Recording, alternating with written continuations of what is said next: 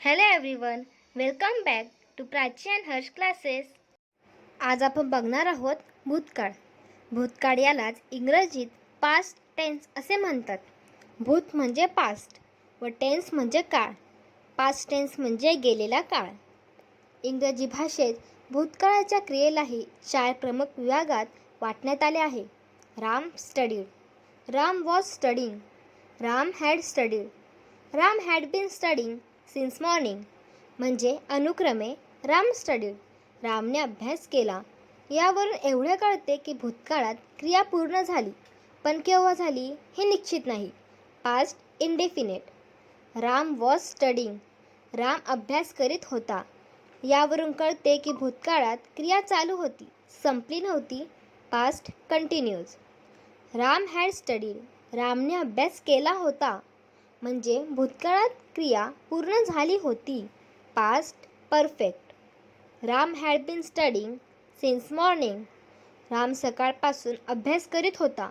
अर्थात क्रिया एका निश्चित वेळापासून सुरू होती. Past perfect continues. Indefinite.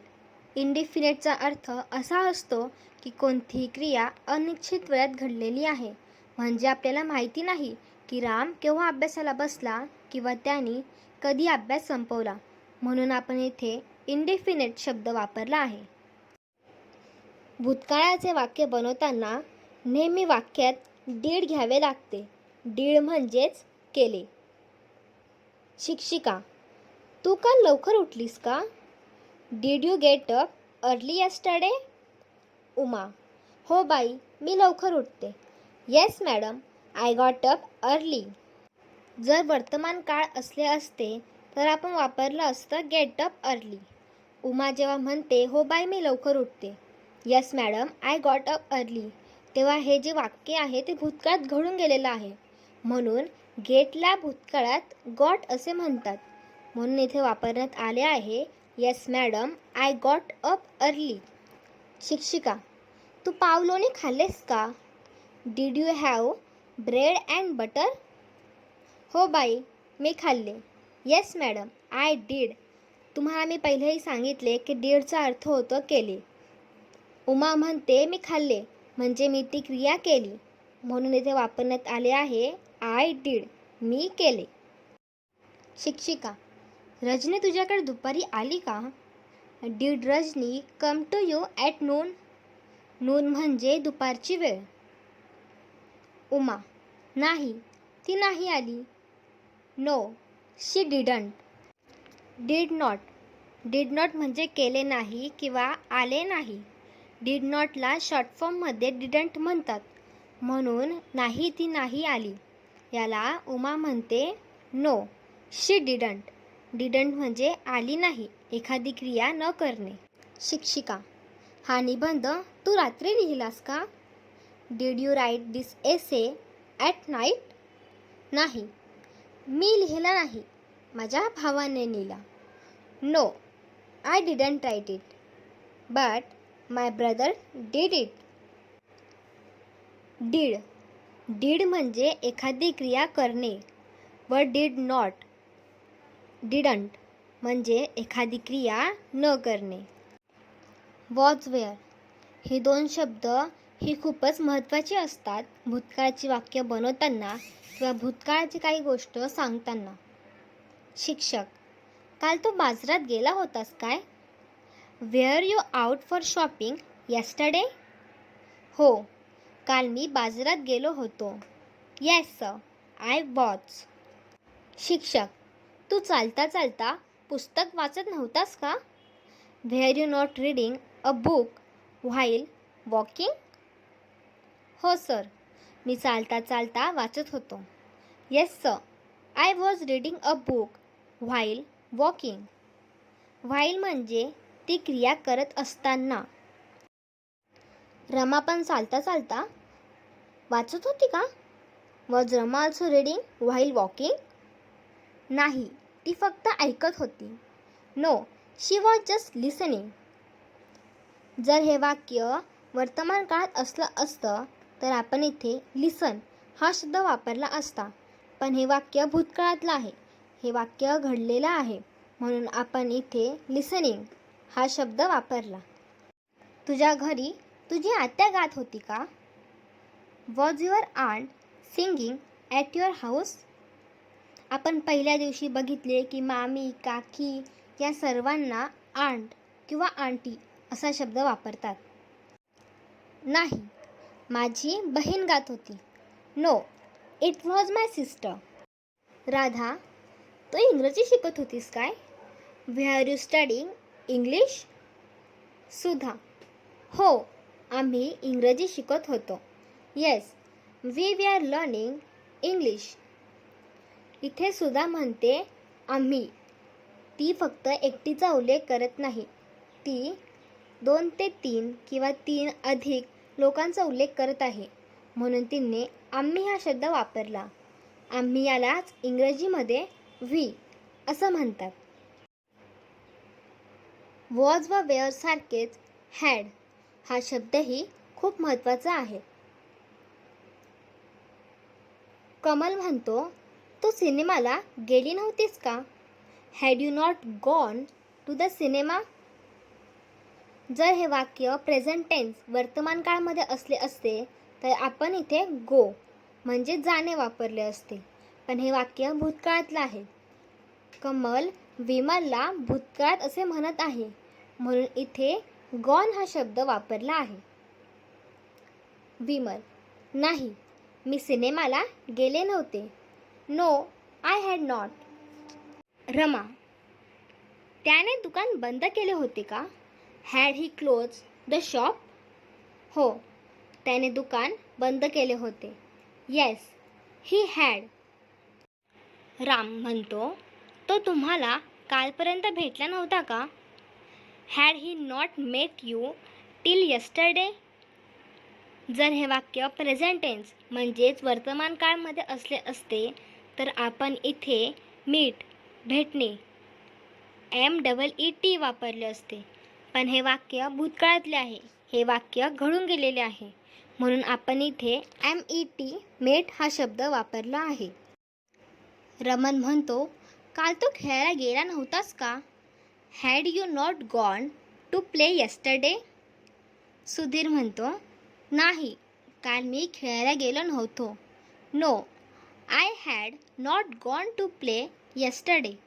Yesterday म्हणजे तुम्हाला माहितीच असेल, यस्टरडे म्हणजे काल. वेअर, हॅड, वॉज यांसारखेच हॅड बीन हा शब्दही इंग्रजी संभाषणात भूतकाळाच्या वाक्याच्या वेळेस वापरण्यात येतो. हॅड बीन म्हणजे आपण एखाद्या वेळेसाठी बोलत असू किंवा वेळेबद्दल बोलत असू तेव्हा हॅड बीनचा उपयोग केला जातो.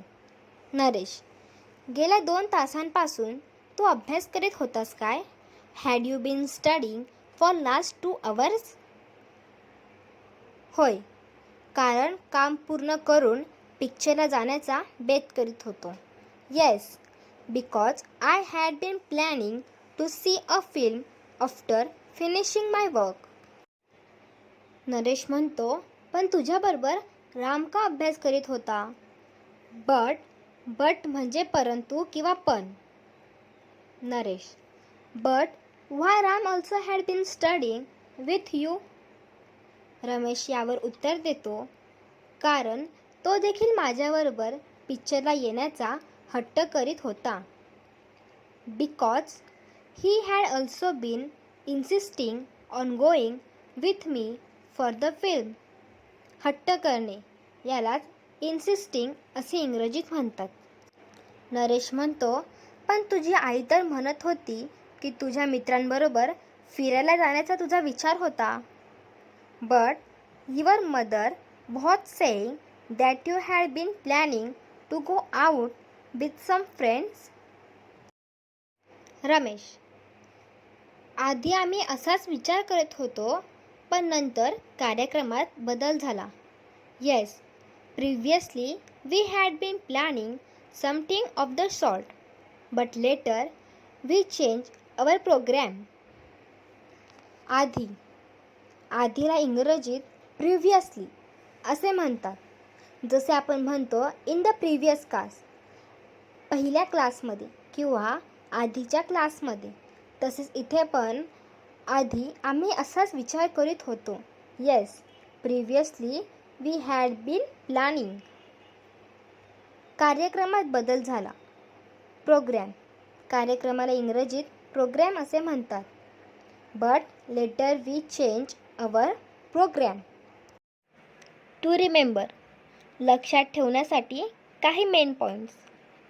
आता पास्ट टेन्सच्या होकारात्मक वाक्यांची नकारात्मक आणि प्रश्नार्थक वाक्य करूया. नियम तोच. Past indefinite. इंडेफिनेटचा अर्थ आपण पहिलेही पाहिला आहे. इंडेफिनेटचा अर्थ असा होतो की ती वेळ आपल्याला माहिती नाही. तो व्यक्ती ते काम किती वेळापासून करत आहे किंवा ते काम त्याने कधी संपवले हे आपल्याला माहिती नाही, म्हणून आपण तिथे वापरतो इंडेफिनेट. जर आपल्याला एखादे वाक्य पास्ट इंडेफिनेटमध्ये बनवायचे असेल तर त्या वाक्यात डीडचा उपयोग होतो. Past continuous. पास्ट कंटिन्युअस म्हणजे ती क्रिया कधी संपली हे आपल्याला माहिती नाही. जर आपल्याला असे वाक्य बनवायचे असेल तर त्याच्यामध्ये वॉज, वेअर वापरतात. आणि पास्ट परफेक्टमध्ये हॅड ही सहाय्यक क्रियापदे लावतात. नंतर नकारात्मक वाक्यात नॉट लावतात. जर तुम्हाला एखादे वाक्य नकारात्मक बनवायचे असेल तर तुम्ही त्या वाक्यात नॉट लावा. प्रश्नार्थक वाक्यात डीड, वॉज, वेअर, हॅड हे सहाय्यक क्रियापदे वाक्यांच्या प्रारंभी लावतात. आता आपण काही अफिर्मेटिव्ह वाक्य निगेटिव्हमध्ये करूया. ॲफिर्मेटिव्ह म्हणजे तुम्हाला कळत असेल. ॲफिर्मेटिव्ह म्हणजेच पॉझिटिव्ह वाक्य, होकारात्मक वाक्य. I ate bread and butter. मी पाव लोणी खाल्ले हे एक पॉझिटिव्ह वाक्य आहे. आता याच वाक्याला आपल्याला निगेटिव्हमध्ये रूपांतर करायचे आहे. I did not eat bread and butter. I did not. जर कोणतेही वाक्य तुम्हाला नकारात्मकमध्ये बनवायचे असेल तर तिथे फक्त नॉटचा वापर करा.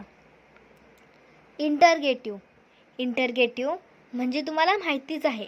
इंटरगेटिव्ह म्हणजेच प्रश्नार्थक. Did I eat bread and butter. मी ब्रेड आणि बटर खाल्ले का? ॲफिर्मेटिव्ह होकारात्मक. You were reading a book. हेच वाक्य निगेटिव्हमध्ये.